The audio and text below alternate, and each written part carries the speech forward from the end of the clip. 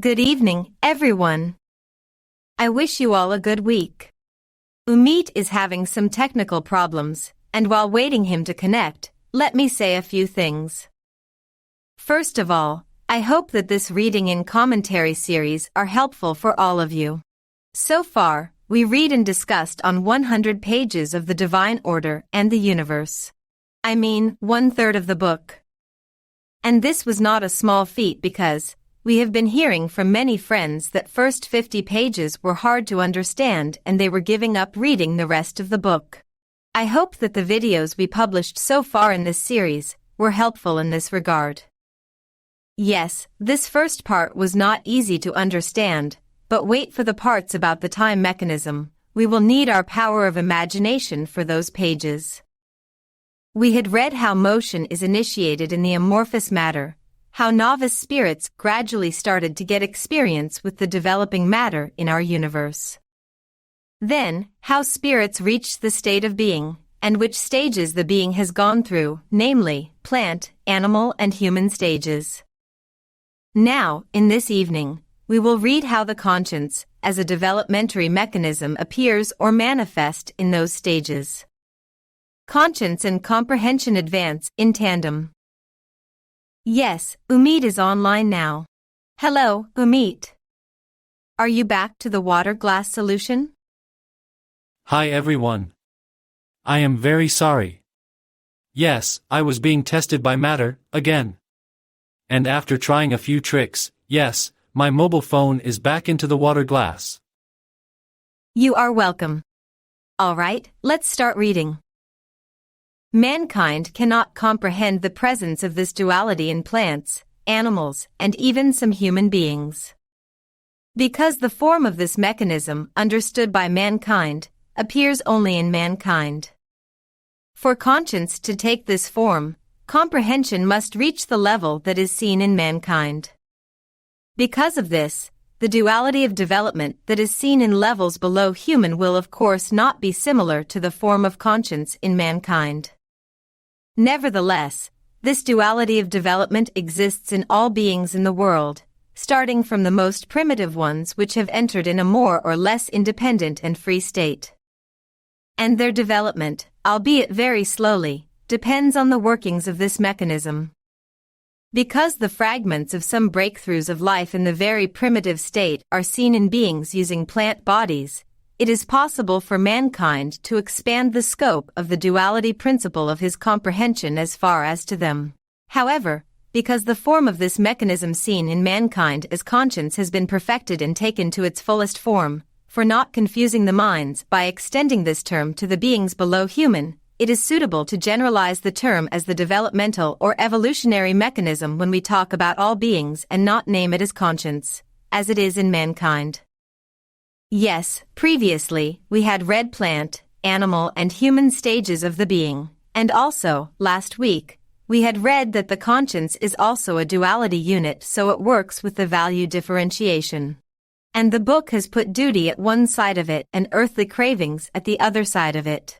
Now, in this passage, the book begins to explain this mechanism at the stages before the human stage, in a wider context. Yes, when we say or hear the word conscience, we perceive something else, but the book states that the developmental mechanism seen in plants and animals is only a simpler form of conscience. In human stage this mechanism appears more complex. Still, the plan saw a need to make a distinction between these two forms of conscience, in case these can be confused by us. So, when we read the word conscience, we must understand the complex form of this mechanism, and when we read developmental mechanism, we must understand the simpler form of this mechanism.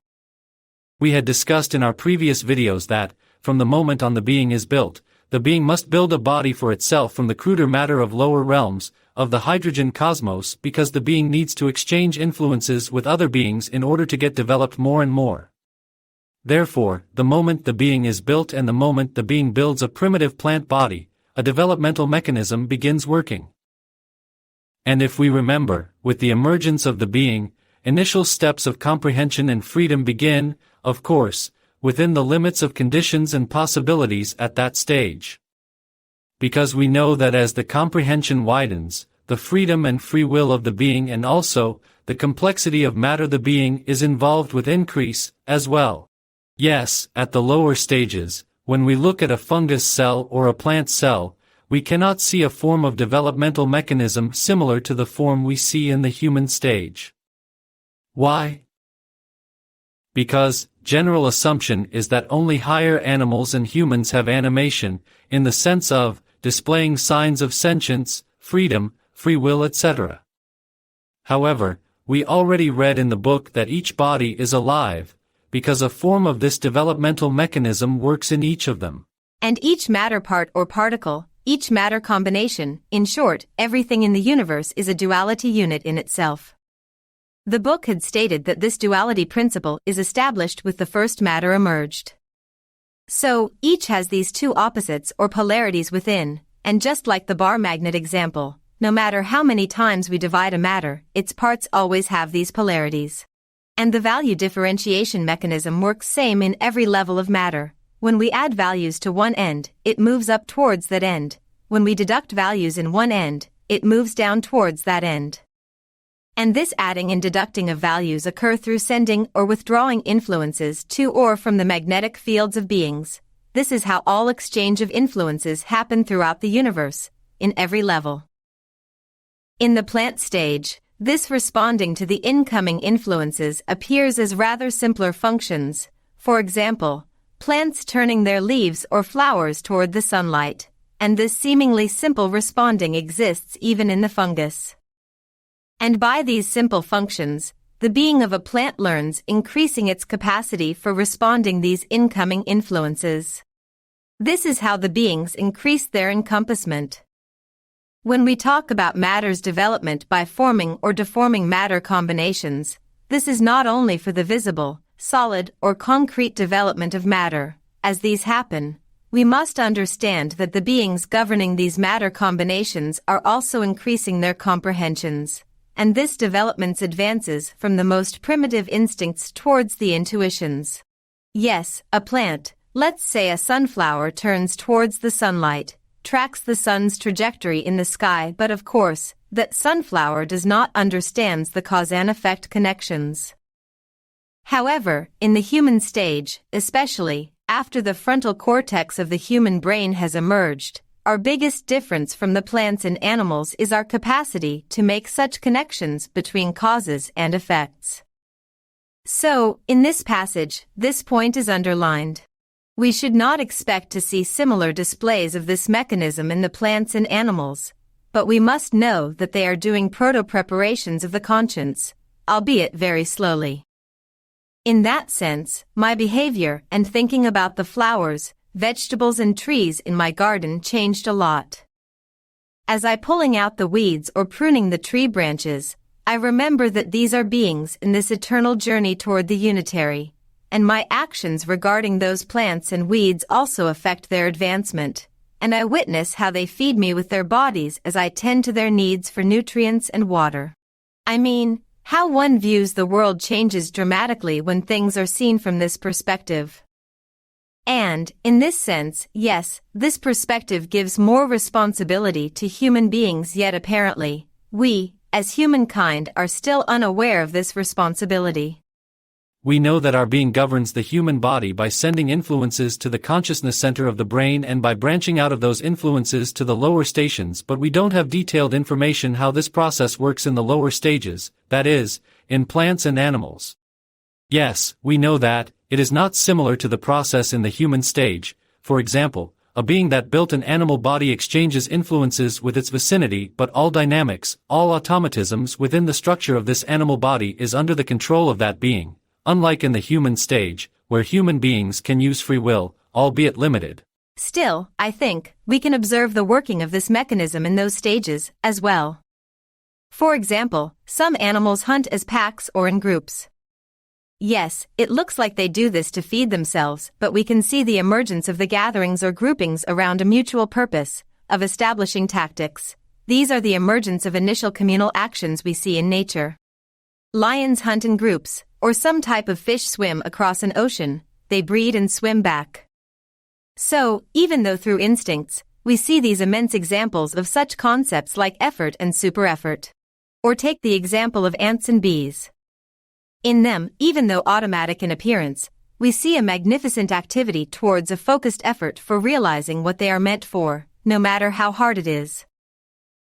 Of course, the book does not state each instance how this mechanism works in nature or how all other mechanisms work throughout the universe, but since we have this level of comprehension as human beings, we can conclude that the whole system works in a similar manner in every level, as the saying goes as above, so below, but of course appearances of this working differ. Of course, in the further pages of the book we read that this groupings or organizations among animals occur rather by the influences from the plan of duty regarding those instincts for acting collectively, but because there are not many details about the working of this duality mechanism in plants and animals, whatever we could think of to say would be speculation. Let's think about this coronavirus. Recently, there was news from Brazil that the researchers detected its 18th mutation.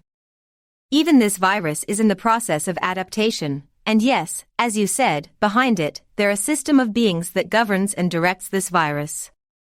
And this system also in service to a higher system of beings of duty. Yes, there is a mechanical system with the duty of spreading this virus, which also work in cooperation with the brain stations responsible for our respiratory system. But there is also a higher system of beings that utilizes this highly infectious virus for teaching a lesson to humankind, for nudging all of us into a collective experience. And because of the fact that the developmental level of each of us is different, we experience this process in myriad ways. There will be many people who will experience this economically first due to job loss and income.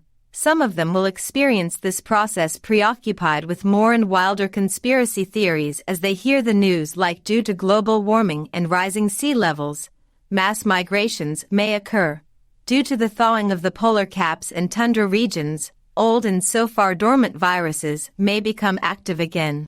And some of the humankind, like we try to do, will search for answers to questions like what is the aim of the divine system by this pandemic? To where does the spiritual plan direct humankind by this experience? Yes, this virus brought so many experiences in so many levels. Whatever people think as the usual became unusual, social gatherings, going outdoors, etc. For example, a few weeks ago my wife and I got infected. Thankfully, we feel fine now. However, I couldn't regain my sense of smell yet. My wife lost her sense of taste. She was saying, I am eating but don't understand what I eat, I can't perceive this. We experience the absence of the things we take granted. So, we only understand the value of a function we don't appreciate at all when we lose it. Yes, and as we discussed last week, we are shaken free from where we cling to. And the world tells us, leave me. You got what you could. Now, move on to other realms. Yet we still say, no way. I can't. Nevertheless, we are at the end of a world cycle and it seems that the world as we know it will change drastically to make us leave her in the most suitable manner for each of us. Also, in many points of the world, previously great distances became so closer that our fields of applications either became narrowed or crowded. Even if you take your own responsibility, you can easily observe or experience someone else's irresponsibility. For example, you and your wife were extra careful because you have children but both of you got infected. So, we were in such a phase of our development that we cannot advance further only with taking our individual responsibility. We experience our entering into the state of interconnectedness, as researchers name it. I mean, when something bad happens, it happens to all of us. When something good happens, it happens to all of us. That kind of a state we are in. In that sense, our scope of responsibility got widened. And, again, just because we read this book it does not mean that we are protected. You and your wife got infected but most probably, you got worried for your kids. All kinds of deep fears and anxieties surfaced, but you had to deal with these because you have a family now. The scope of your responsibilities is widened. Yes, the system tells all of us that you have to give matters due and puts us into tests and trials to see if we understand this properly. Let's continue reading. Now, let us state the equivalence of concepts entailed by developmental mechanism such as comprehension and freedom in the simple beings in the world, such as plants and animals. In every embodied being there is the simplest and most primitive state of comprehension and freedom, particular to it. We have explained this above. However, comprehensions and wills at primitive levels carry completely different meanings than those accepted by mankind. Especially in plants, these are too simple and primitive to be sensed, almost in states of instinctual leaps, which is abundantly sufficient for the life needs of the beings in that stage. So, in plants and animals, even if not in the form of conscience known by mankind, there is an equivalent developmental duality. Nevertheless, we repeat that it should not be considered in the form of duty-earthly craving duality in the human realm. This duality, which we accept as only a simple developmental mechanism in primitive beings, is naturally attuned to most primitive instincts. For example, let us take plants. Comprehension and freedom of will in plants is so primitive and simple in comparison with mankind that it has no objective, but rather a subjective character, and it is almost impossible for human comprehension to grasp it. Because of this, development in them appears to mankind to be mechanical, but this is an illusion. For beings in this stage, unlike the ones in crude matter, are not subject only to the influences coming from the unitary and are obliged to adapt the motions they bring out in matter. In these beings, the needs of instinctual leaps have emerged and simple applications of these have started. Actually, as it takes its food from the soil through its roots and spreads it throughout its body, it's utilizing and spending these in its body by obeying the capillarity feature in physics indicates that its instinctual leaps are primitive almost to a degree that it is obscure to mankind. This state expresses the simplest form of that plant's intervention in crude matter for survival. It is also valid for other survival functions of the plant. So, only with the condition of preserving this meaning, we say that development in plants is automatic. Because of this, they each have as well, although very simple, a developmental mechanism consisting of automatic and simple interventions which are sufficient in this primitive state of animation, and this, as well, is realized in a duality unit whose name, in the life of mankind, is conscience. After all, if we do not accept this view, we cannot explain the advancement of plants and animals in accordance with the developmental mechanism particular to embodied beings in the world. This situation is a little bit clearer in animals. For, their comprehension and freedom of will are a little bit more developed, that is, up to a degree which can strike the eye of mankind. Because of this, it is possible for many to observe this duality unit mechanism in animals with some small effort. When a dog is set free between a piece of bone and a stick, which it was beaten by, it becomes confused. As the memory of beatings with the stick is relived in its spirit, the indecision in leaping or not leaping towards the bone it will go through for a while, corresponds to a simple and short inner struggle within it. And this situation indicates the form and way of working in animals of the mechanism we call conscience duality in mankind. This mechanism works automatically in animals. For example, the feeling of hunger directs an animal to overcome its feelings of fear or laziness, which prevents its duty of searching for food. It overcomes this feeling because its hunger compels it to make efforts to search and explore its surroundings for food. And this, similar to the conscience mechanism of mankind, prepares it for many grounds and possibilities for application. It cannot find food, it starves, it gets beaten in the places it goes, it fights with its fellow animals, and eventually it may get killed. These exist together with a great number of automatic conflicts, albeit temporary, in the being of that animal. Similarly, intense influences, connections of love coming from above, charge it with the duty of feeding and bringing up its newborn. In this way, the efforts it will make are in the face of all incoming influences that advance with the duality unit, which is the equivalent of the conscience mechanism in mankind, and what prepares animals automatically for the conscience duality in mankind is this duality unit. As to mankind, here, the same mechanism naturally starts to take on the form called conscience with its higher, that is, more comprehending, character. Reality of conscience in mankind has 3 stages as well: automatic, semi-comprehending, and also more or less comprehending. Let's pause at this point because this is a long passage, and first, discuss what we just read. As we previously mentioned, this is a developmental mechanism and it exists for all embodied beings in the world.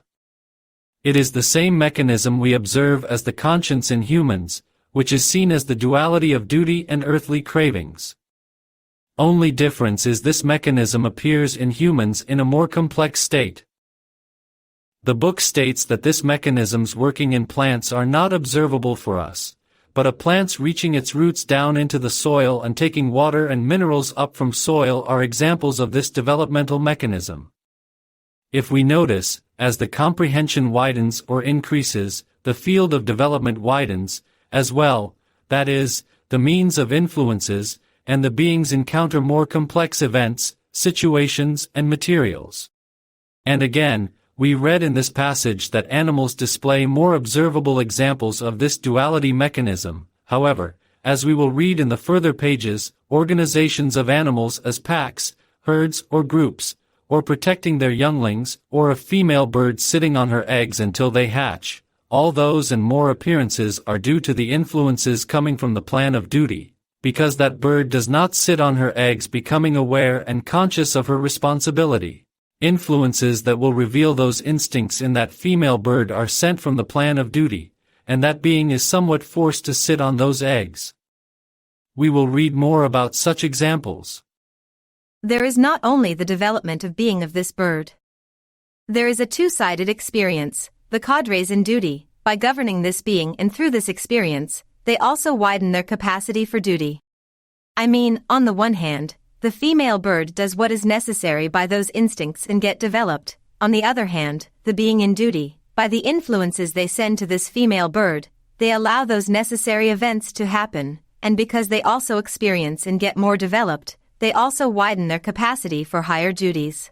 One of the points we must be attentive for is this concept of automatism. Now, we establish that, as our comprehension adapts to the causality principle, it widens, increases. And as the comprehension gets out of automatism and as the being willingly, knowingly takes steps to its aim or destination, that being becomes more comprehending. Yet, here, in the hydrogen cosmos, it is impossible to have total comprehension. At best, we can be semi-comprehending. So, we need to understand what is meant by the automatism in this way. A state in which the being willingly and consciously takes steps toward its aim, by seeing and understanding the consequences of previous steps. For this state to be emerged, the beings of duty send influences to embodied beings so such applications occur, and as they encounter events, some instincts begin to emerge through the reactions they give. And we read in this passage, that this duality mechanism is more observable in animals. Again, the example of stick and food. Well, we can watch any wildlife documentary and can see vivid examples of this. In Africa, during summer, grasslands dry and only a small pond remains, and all animals in that region gather to drink a few drops of water to survive. A gazelle goes there but knows and sees that there is a crocodile in the pond, but the survival instinct is so strong that it still gets near to the pond. So, drying of waters, gathering of various animals around that small source of water, and allowing many possibilities of applications for these animals, bringing out these instinctual conflicts, all of these are governed by the cadres in the plan of duty. Because this small pond of water is binding them to this location, and consequently, the destined applications of these instinctual conflicts. And this manipulation by automatism is rather easier with animals than humans. Your words reminded me an example given Mr. Ruhselman in one of his earlier books. I am sure you remember this. He lights a fire in the stove, and there is a spider nested in the stove. When the stove gets hotter, Spider's legs start to burn, but still, she tries to reach to her nest because her eggs are laid there, and Mr. Ruhselman, upon observing this spider's efforts, reaches profound conclusions related to the sense of duty. I mean, when you have that kind of perspective, even a seemingly insignificant event allows you to make connections in the direction of duty. Yes, it looks an automatic reaction, but still, this is a preparatory step taken by the being of this spider towards the immense encompassment of duty. This is the language of the event. In this example, Mr. Ruhselman is in a mental processing, trying to express a concept in a much clearer way, and the meaning of that concept becomes more describable with this incident with the spider. Realities and events. This language of events tells us so many things because not everything comes to us through books or our social communications. If we open an ear to this language of events, everything brings us messages. Seemingly unrelated objects or things, when seen in a particular context within a pattern of events, and here, our context is the sense or intuition of duty, then we can receive such messages from things and events. In the level of animals, this takes the form of a spider trying to save her eggs from the hot stove. In the level of humans, this takes the form of father or mother trying to save their children from the suffering of a war. And indeed, and behind these forms and appearances, we observe the self-sacrifice, or more correctly, not remaining self-centered but becoming more encompassing, selfless, taking the responsibility of others than an individual self-responsibility.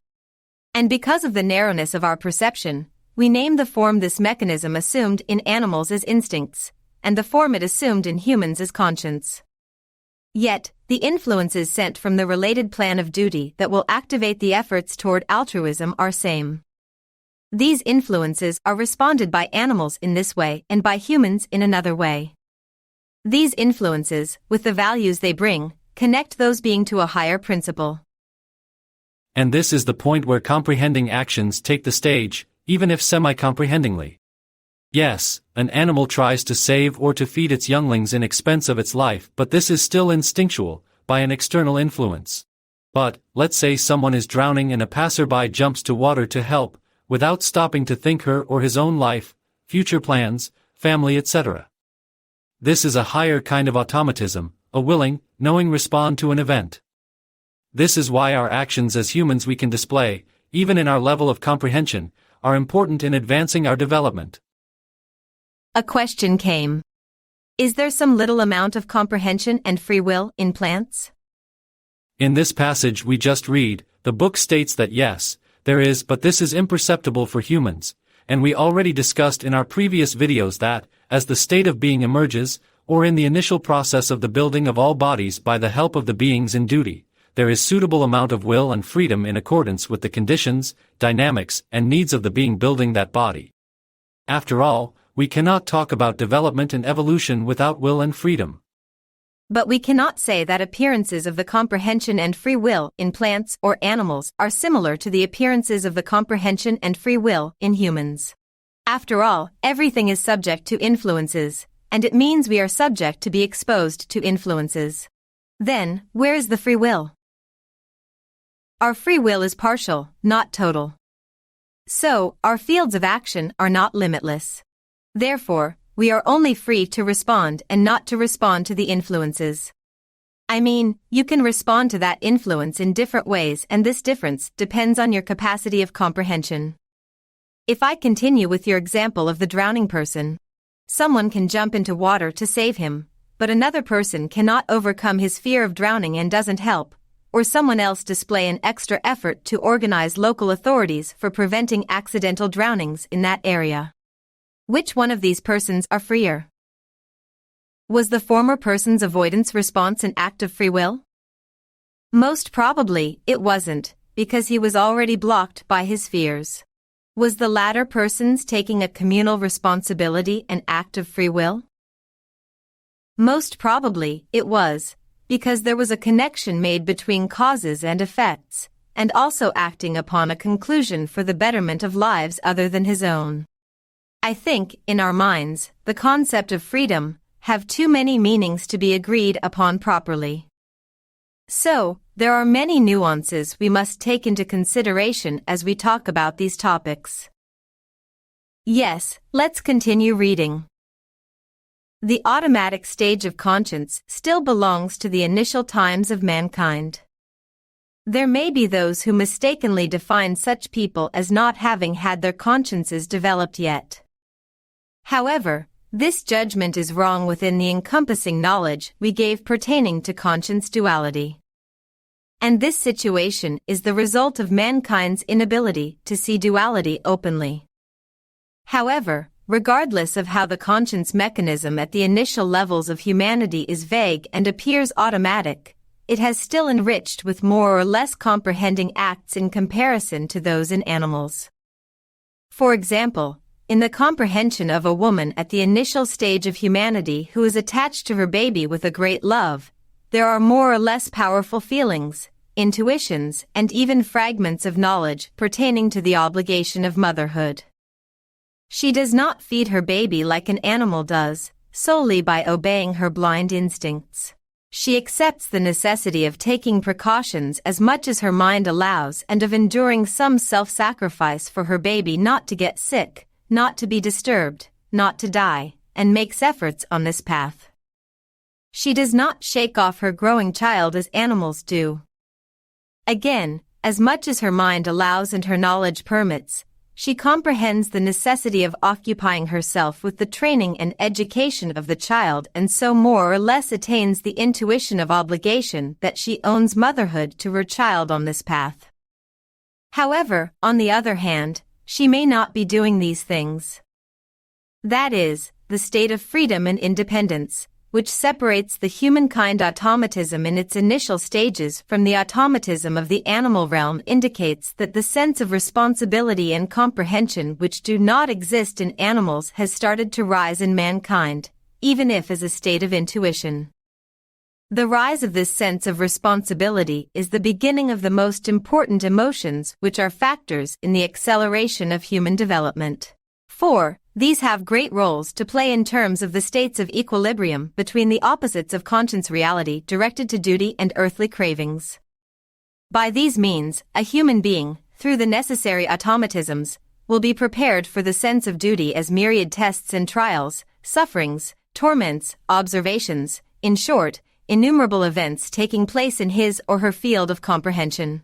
In this last part of this passage, the book states the appearance of automatism at the initial times of mankind, but clearly makes a distinction between the humankind automatism in its initial stages and the automatism of the animal realm, because the sense of responsibility and comprehension has started to rise, albeit as intuitions, in mankind. But despite the primitive conditions that mankind is in during these initial times, they are immensely different than animals regarding responsibilities and comprehension. We already read and discussed how the being that completed the animal stage, after going through a preparatory process in an interval milieu, a semi-subtle realm, enter the human stage. So, this preparation period should be adding some more comprehending values to those beings, and we see the counterparts of these at those obvious differences between humans and animals. And the book gives these three stages of in mankind as automatic, semi-comprehending, and also more or less comprehending. We have many newcomers among our friends this evening, and I'd like to explain something, assuming that they didn't read the book or watch our previous videos. The divine order in the universe states that as the current mankind living on Earth, we are getting closer to the end of this world cycle. And when this world cycle ends, a part of the world population will remain alive and they will be the initial mankind of the new world cycle.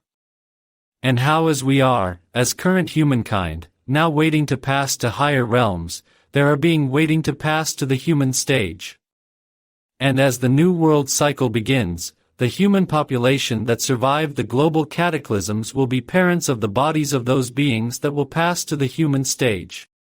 And the book describes the conditions, needs and dynamics those beings will be in these initial states when they begin to govern human bodies.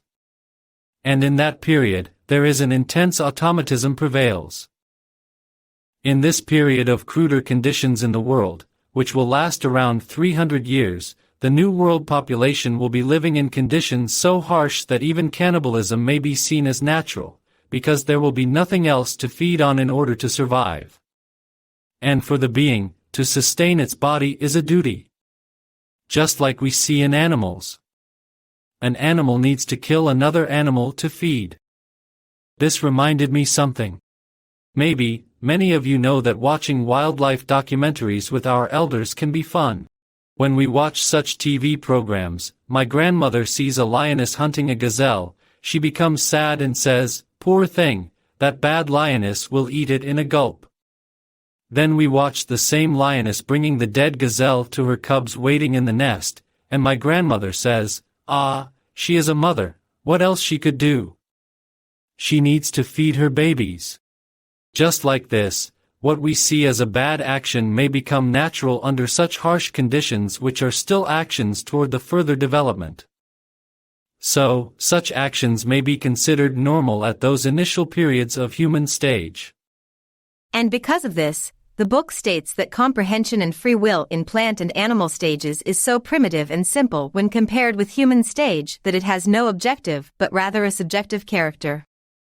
From the subjective perspective of the lioness, this is about her life and her cubs. From the subjective perspective of the gazelle, this is about her life, her herd. I think it is important that the book states the development of beings is subjective, not objective. This means the direction of the developmental actions must be seen from the needs and necessities of the being. Another important point in this passage, let me read. The rise of this sense of responsibility is the beginning of the most important emotions which are factors in the acceleration of human development.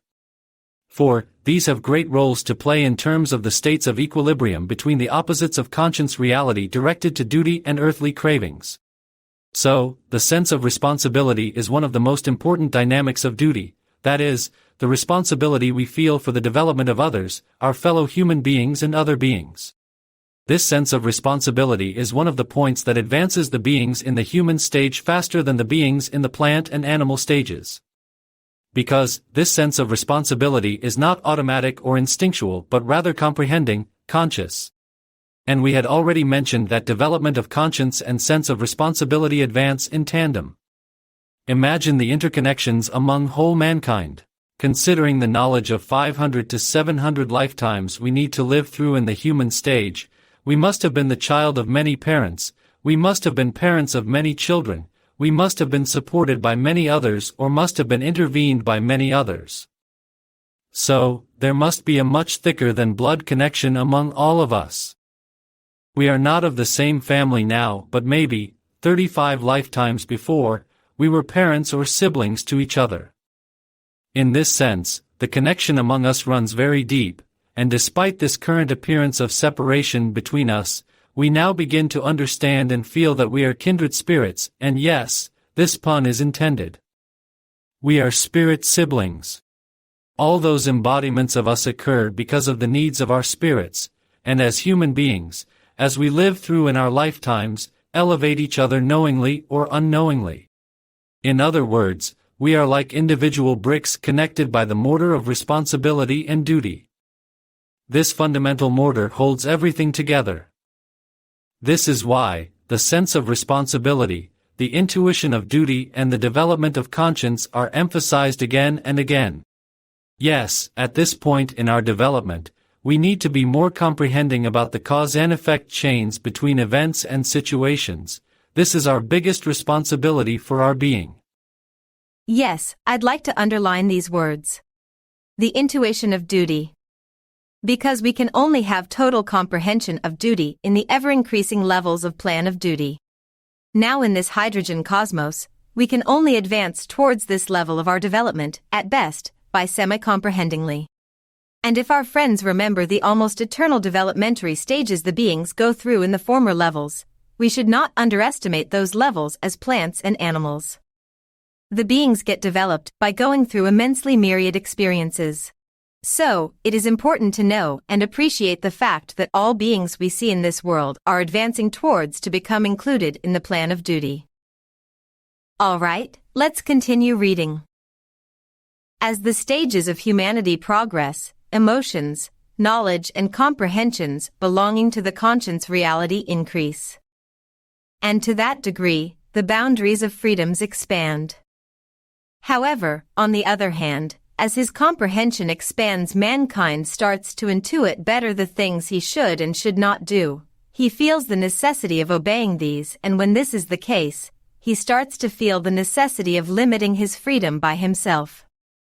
In this way, the conscience mechanism is gradually comprehended better, and to that degree, man evades automatism, and this allows him to get nearer to his sense of duty, step by step. Eventually, after quite a long time, the equilibria of conscience duality reach the threshold of the intuition and knowledge of duty.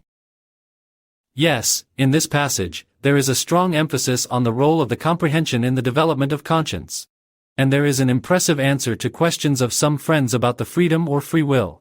Yes, as a human being progress in the levels of the human stage, boundaries of freedom expand. But because the comprehension also widens, human being becomes more aware of the consequences of his choices, his actions.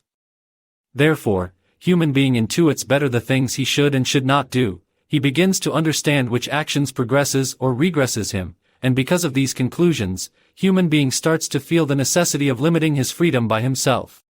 That is, interventions are not so much external anymore, this becomes internal, the self-intervention. And this is how a human being begins to get out of automatism. For example, many people complain about repeating patterns of events in their lives, but do they really make any effort to understand the cause and effect chains behind these repeated events? Because when we understand the consequences of our previous actions, especially if those consequences are harmful for us, it becomes hard to repeat them as we used to do. Comprehension about these consequences prevent us from repeating them, at least, from knowingly repeating them. A point comes and we accept the need to change for better. This is how we learn the things we should and should not do. In the book we had read the example of a kid touching a hot stove and burns his hand. In every field of our life is full of such hot stoves, a feeling that we cannot overcome, some vanity we notice in ourself, our jealousy, our laziness, our procrastination.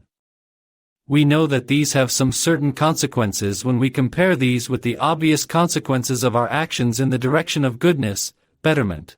Yet, only after we comprehendingly make this comparison, we can begin to understand the limits of our freedom in choosing from this or that side of the duality. Yes, next passage is a long one. We may not finish reading this. So, let's answer some questions related to the topics we discussed this evening. One of these questions is, I wonder if we will or will not remember our human stage when we pass to the semi-subtle realm, when our consciousness widens more. Whatever we see, experience, witness and sense as humans are the knowledge of the world, appearances of the world, and each of them addresses the human brain, but what our beings glean from all of these are their deep impressions which make up the essential knowledge of our beings. Imagine, a flower bloomed on an orange tree. It gets developed in time, becomes a juicy orange. This process is like a lifetime of a human, but what our being takes is the nectar of the fruit and the rest is the pulp, and the pulp is like the body our being forsakes when it is time to pass into higher realms. So, our being does not need to remember every detail of those lifetimes, and soon, we will read that forgetting the material memories which depend on the human brain is necessary for a body which is subject to the superficial time necessities. So, for our being, the nectar of human lifetimes is important, not the pulp. The important point for the being is to become developed through that lifetime, to drink nectar to take in the vitamin. And we must remember that we don't pass directly to the semi-subtle realm upon completing the hydrogen cosmos. We read in this book that there are some interval milieus before each higher stage, and for human being that completed the hydrogen cosmos, this interval milieu is a semi-subtle realm, named as the Plan of Love. Soon we will read more details about this semi-subtle realm, but briefly I can say that this is a stage when we utilize our imagination more, and increase the power of governing matter by our imagination. And, about this question. When we complete the hydrogen realm, we may consider this like graduating from high school. We completed our grades, took the final exams and passed with good points. We received the knowledge given to us through the curriculum of the high school. Now, we will attend the college or university, the textbooks, the classes, the knowledge will be different. we will not relearn the previous topics. We already internalized them. So, in this new environment of education, there will be completely different obligations, insights, tasks, lessons. In this sense, what widens is our comprehension, not our consciousness. So, our current consciousness, which is bound to our brain, is not what we mean by comprehension. Please watch our previous videos where we discussed the new model of consciousness this book has introduced.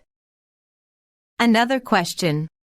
Is there any action or thought which is not subject to karma? And our friend added a note. For example, like actions and thoughts of prophets. First of all, we must remember that all motion, movement and activity in the universe are subject to the original necessities. Due to the mechanism of destiny, some results, be it good or bad, emerge from every action. And these results are valid for all embodied beings, prophets included. Also, the duality principle is valid for the beings in the plan of duty, as well. Development continues in that plan, therefore, there are results of the comprehending actions, as well. So, when we take this knowledge into consideration, as embodied beings, the actions and thoughts of the prophets should be subjected to the original necessities. And when these are not aligned with those necessities, there should be results of this misalignment. Therefore, divine justice is for all beings. We must notice that in the divine order and the universe karma is not mentioned at all. Instead, the book uses the term cause and effect. In the Eastern religions or teachings, there is this concept of karma or dharma. I noticed some questions coming related to conscientious acts, and some examples given about becoming vegetarian or vegan. I think the balance or equilibrium is important in every action and thought. I mean, it is not like, I ate a creature that has eyes and a face, I created karma. I mean, this system doesn't work like this. For example, we will read in the further pages about a cat and a bird. How a bird, when it needs to leave the world, is made to go on the path of a hungry cat, by the beings in duty. Of course, our own approach depends on our own reality and level of conscience. And of course, you can choose to be a vegetarian or vegan, to eat only plant-based foods. This is your choice to make. If you feel pangs of conscience when you eat a creature with eyes and face, then this may be a sign for you to look for other food alternatives. But this is a conscientious act from your perspective. To make this choice is an issue between you and your conscience. And if another person doesn't choose doing as you do, this is between that person and his or her conscience. Another question. Can we destroy our ego or earthly cravings? Well, you know those fairy tales where the hero cuts off the head of the monster but many more heads emerge? In this sense, we need to keep the balance, this duality within all of us. And it is much better to try seeing the reasons behind our egoistical, selfish actions or motivations, and to do this, we need comprehension. Because it is certain that we will encounter the consequences of such actions, and if we can understand the cause and effect chain between our selfish actions and their consequences, then we can choose better next time, we can learn acting differently. Another question. How to hear the voice of conscience in each moment of life, in under any conditions. Are there any practices or exercises for acting with complete conscience? Well, what I learned from the books of Mr. Ruhselman and Self-Knowledge Teachings, first exercise I can suggest is setting a period of time each day to evaluate our actions within a day. Preferably, before we sleep. How was today? After I did this or that, what were the immediate consequences? What were the reactions of others involved? If I did this instead of that, which action would bring better results? Did I do something which I know that it is bad for me or for others? How I feel about that action? By asking such sincere and unbiased questions to yourself, you can begin to hear that little voice of your conscience better, until it gets louder. But please remember, this must be a sincere conversation with yourself. You don't harshly judge and beat yourself, but try to be objective about your actions as much as possible. By this daily practice, you may begin to see that you can see external world at the same time you see your internal world. the defensive excuses and justifications of your egoistical side weakens. Yes, as you nicely put, one of our eyes looks at the outer world and the other looks at the inner world. And inner contemplation you mentioned is advised in all ancient teachings and their modernized versions. One just sits down and ponders upon what one did, said, thought, reacted to etc. during the day in a sincere and unbiased manner, one's attitudes, approaches, the driving factors behind these acts and deeds. Although this contemplation may take a few minutes, we have so many excuses not doing this because the comfort zone of our automatisms.